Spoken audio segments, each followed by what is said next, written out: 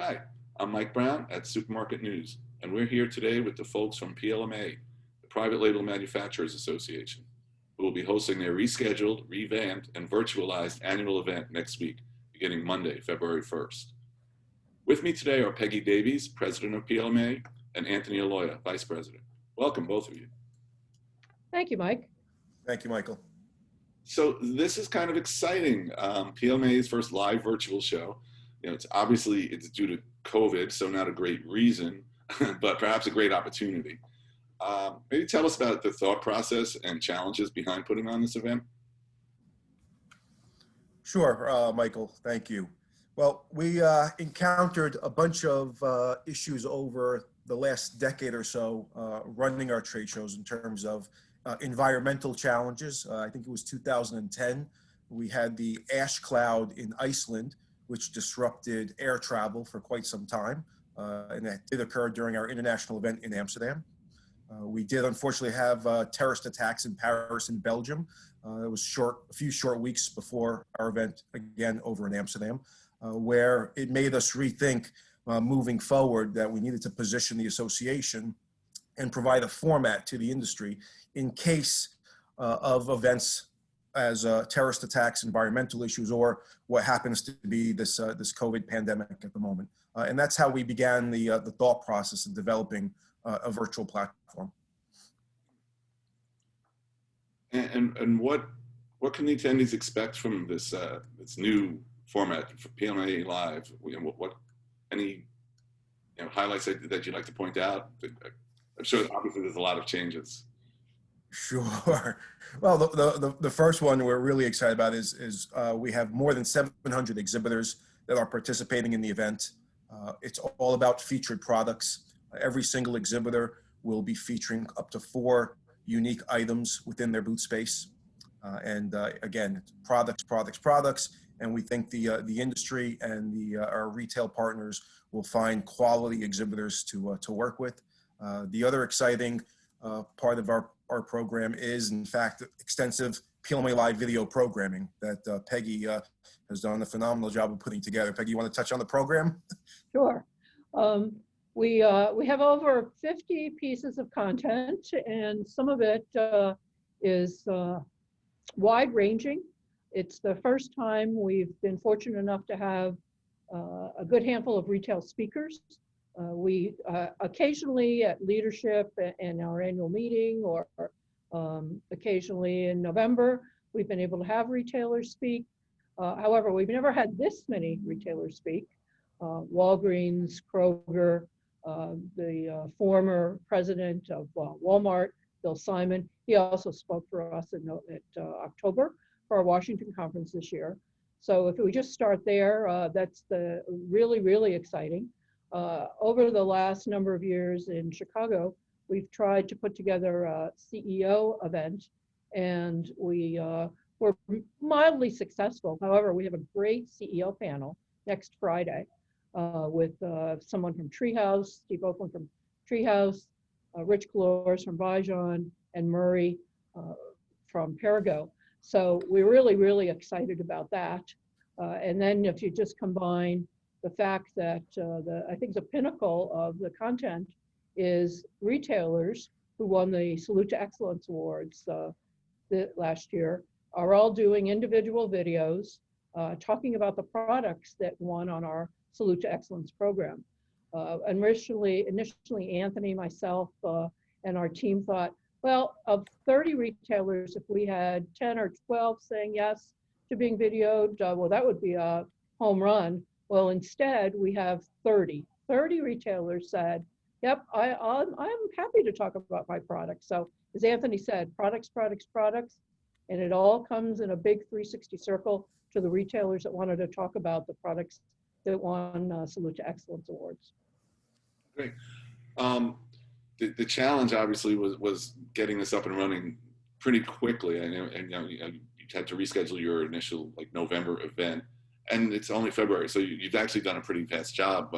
What were some of the logistical issues that you faced and overcame? Finding the right platform, things like that. Well, we were fortunate, Michael. Again, we had been looking into this for quite some time. We studied different types of platforms. So we had a pretty clear vision of what we were looking for, which is simple of use. We want to have a user have an experience that they can come back with and said, you know, that was very simple to use, wasn't complicated, didn't have technical issues or IT problems. So we want to be as simple and include as many folks as we could from around the world. And that is a challenge in of itself. Secondly, we want to be able to make sure that our video component, all of the PLMA live programming, would be able to merge seamlessly in with the trade show platform. So that was also another significant challenge. And thirdly was, in fact, because we do have global participation, bringing in the entire private label community from around the world together. And I think we've successfully done that. Excellent. I know that the current plan is to return to the live event in November. Has this whole thing maybe changed your thinking about that? Maybe thinking about hybrid, or going all virtual, going live? You know, people are finding out that this is a pretty good way to connect, but we still want to have that connection with people. So just like, have any thoughts about going forward with this kind of program? I think we'll figure it out. We did a similar event in December, our international members. And once we pull off next week, we'll have a better sense for what we're capable of, what we're really interested in, people's experience. As Anthony said, we're hoping that it's a good experience. We know over time from March till now, people have attended different events and the experience hasn't always been great. So once we learn from the difference between what we did in December, which was not quite as robust as what we're doing for February, we'll take all of those things into consideration. And of course, our eye is on the big picture of what will happen in 2021. Will people be able to travel? Will we all feel comfortable being back together, even if it's in a smaller way? And of course, we might have exhibitors come to a trade show, sign up for a trade show. The big key is the retailers. What will their corporate travel policy be? And will we be able to have that big event, even if it's on a smaller scale, as we go through 2021? Well, I'm looking forward to next week, and you know, I wish you guys luck with that.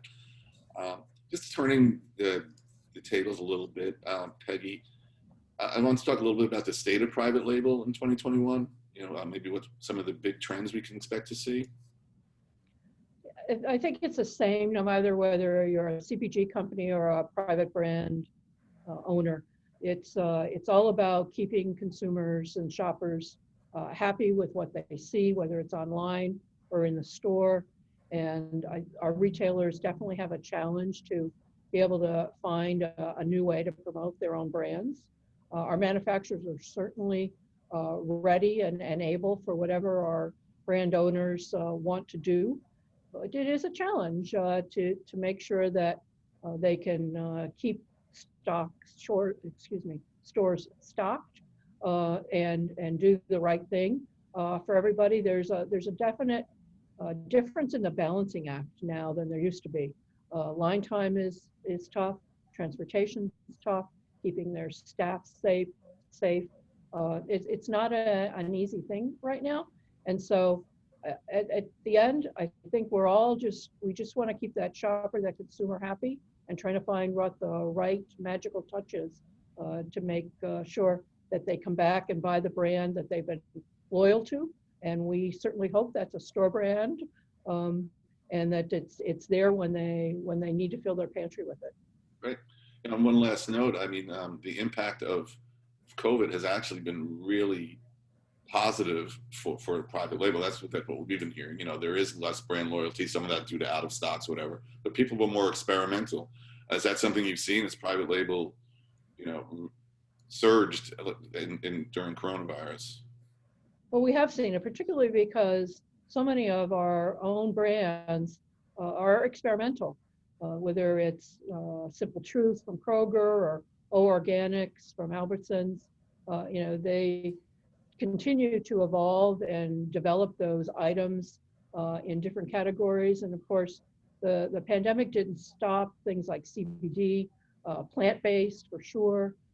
So as our retailers want to continue to experiment with new and different trends, I can firmly say our manufacturers, our members, are also right in tune with them, working with their R&D departments, their ingredient suppliers, their packaging suppliers, to continue to evolve, because everything needs to continue on. We didn't sit on our hands from a private label trade show standpoint, and we know our manufacturer members and our retailers didn't do that either.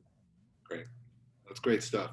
I'm looking forward to the show next week, and I'll be in touch with you guys then. But I think you got everything, all your ducks in a row, so I think it'll be a good event. And congratulations on pulling it off. Well, thank you. We appreciate the positive attitude. We certainly have one. We still have it's just like a wedding. There's a lot of little details that nobody sees, but they need to be there, and our shoulder is against it to make sure that everybody has a real good experience next week. Great. Well, thank you, Peggy, and thank you, Anthony. Thank you, Mike. Michael.